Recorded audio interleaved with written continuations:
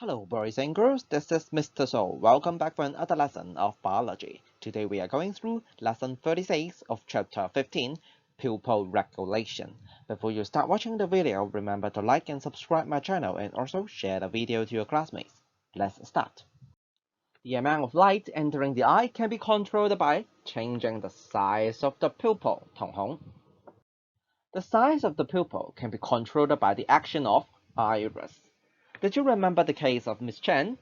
She has been injured by the umbrella， 左眼被遮柄撞擊，導致虹膜發炎，瞳孔變成橢圓形。放大收細功能亦都受到影響。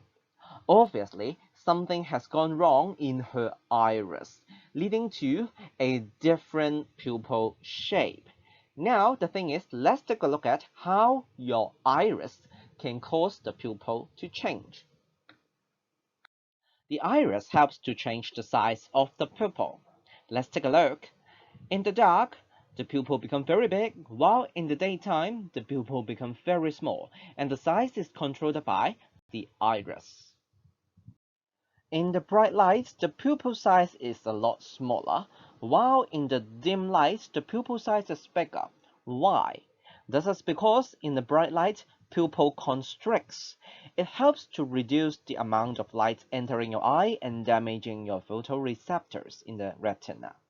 But in dim light, it's very dark, so the pupil it will dilate. It helps to allow more light to go into your eye for detection. To understand why the iris can control the size of the pupil to dilate or constrict it, we have to take a look at the iris muscles. There are two types of iris muscles. The first type, it is called the circular iris muscle. The second type, we call it the radial iris muscle. And they work differently. In the bright light, the circular iris muscle contracts, while the radial iris muscles relax. These cause the pupil to constrict and therefore reduce the light entering the eye. Take a look at the diagram on the left side. In the bright light, the pupil reduces in size or constricts as the circular iris muscles contract, while for the radial iris muscles, it relaxes. The following structure shows you an iris.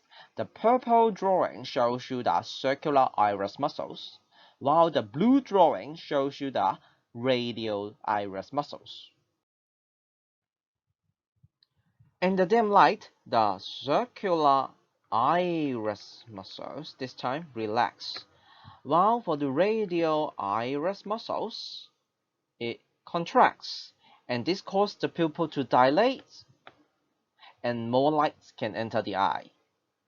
In the dark or in the dim light, pupil opens wide or dilates as the radial iris muscles contract, while on the other hand, the circular iris muscles relax. Back to the case of Miss Chen. After the injury, Miss Chen was recommended to wear sunglasses to protect her eye from the strong UV light from the sun. However, she was not recommended to wear some cheap sunglasses. Do you know the reason why?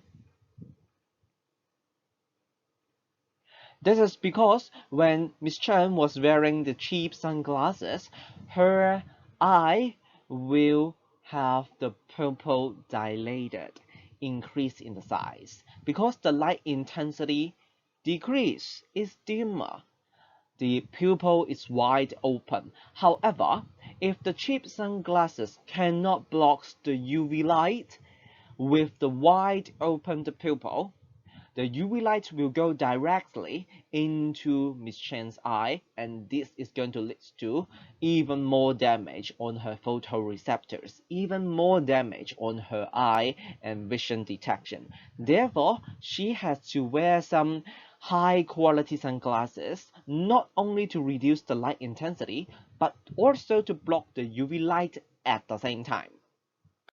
The table below shows you the change of iris muscles and pupil and the amount of light entering the eye in bright light and in dim light condition. Take a look at it on your own.